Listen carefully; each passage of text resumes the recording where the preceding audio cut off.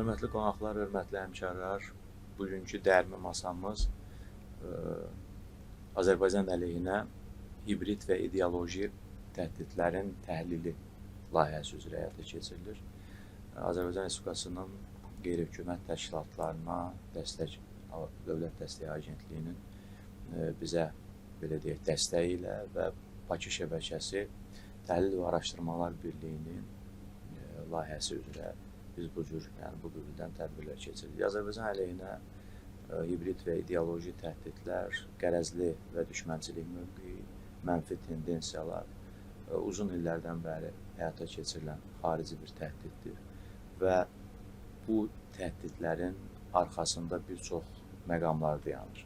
Biz həm işğal dövründə, ondan, təxminən Ermənistanın Azərbaycana qarşı həyata keçirdiyi işğalçılıq dövrü və hətta 44-cü Vətən müharibəsi, ondan sonraki antiterror tədbirlərin nəticəsində ərazi bütövlüyümüzü tam bərpa etdikdən sonra da bu cür hibrid və ideoloji təhdidlərin şahidi olmuşuq. Və təbii ki, bunun bir çox səbəbləri var. Azərbaycanın ilk növbədə müstəqil, milli və dövlətçilik maraqlarına əsaslanan siyasəti. Çünki Azərbaycan heç bir zaman xarici təhdidlərin, təzyiqlərin qarşısında geri çəkilməyib, əksinə hücum diplomatiyasına üstünlük verib, bu təhdidlərə qarşı ayaq üstə möhkəm sinə gəlib və bütün bu proseslərin fonunda bu cür təhdidlər daha da artıb. Məqsəd Azərbaycanın beynəlxalq ictimaiyyətdə nüfuzudan salmaq, Azərbaycanın artan nüfuzuna xələl gətirməkdən ibarətdir. Biz də təbii ki, bu cür hibrid ideoloji təhdidlərə qarşı biz cəmiyyət olaraq, bir toplum olaraq, bir xalq olaraq daim ayıq-sayıq olmalıyıq. Bu bir, belə deyək, bizim əsas hədəfimiz və vəzifəmiz olmalıdır. Bu istiqamətdə təbii ki, bir çox tədbirlər və müzakirələr həyata keçiririk. Mən istərdim ki, dərin masamızın qonağı ilk növbədə İlyas bəyə söz verək və o öz fikirlərini çatdırsın. Çox sağ olun, hörmətli Sahil müəllim. Mən təşəkkür edirəm bu toplantıya görə. Hər birinizi salamlayıram və xüsusilə çox mühüm məsələni müzakirəyə qoymusunuz və bu məsələ geniş ictimaiyyət üçün o qədər açılmır. Çünki bəzən bu təzyiqlər, təhdidlər ölkəmiz əleyhinə müxtəlif kampaniyalar təşkil olunur, amma bunun elmi nəzəri əsasları aşılanmalıdır.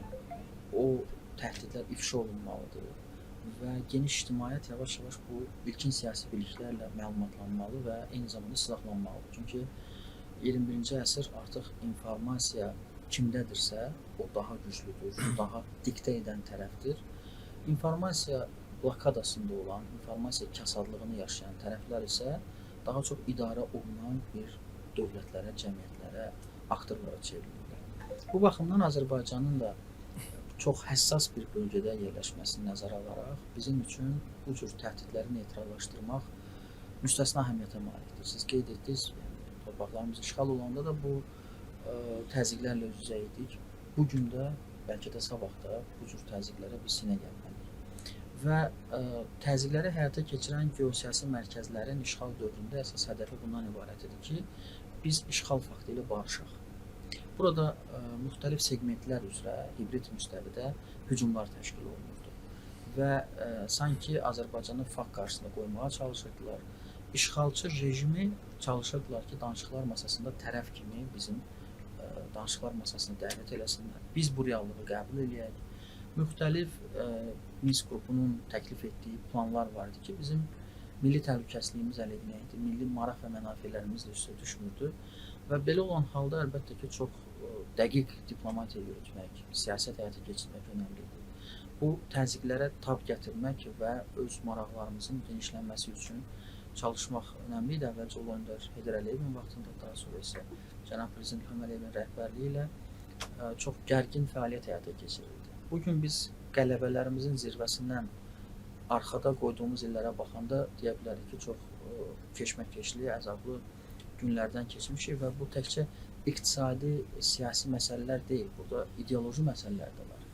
Və Ulu Öndər Heydər Əliyevin əsasını qoyduğu Azərbaycançılıq məfkurəsi hesab edirəm ki, Azərbaycanın müstəqillik tarixində çox mühüm bir konseptual əsaslar formalaşdırdı. Çünki elə irqi, dini, məzhəb, etnik müstəvidən Azərbaycana qarşı hücumlar təşkil olundu. Mən yaxşı xatırlayıram, 27 sentyabrda Ermənistan parlamentində deputatlardan biri çox alovlu çıxış edirdi ki, Azərbaycanı etnik zəmində separatizmlə üz-üzə qoymaq lazımdır ki, ölkə parçalansın. Şimal, cənub və maraqlıdır ki, burada bu qeyd etdiyiniz vektorlar üzrə ayrı-ayrı mərkəzlər illərdir işləyir. Hətta onların maraqları da üstə düşür Azərbaycan mövzusu ortaya gələndə və hesab edirəm ki, bu cür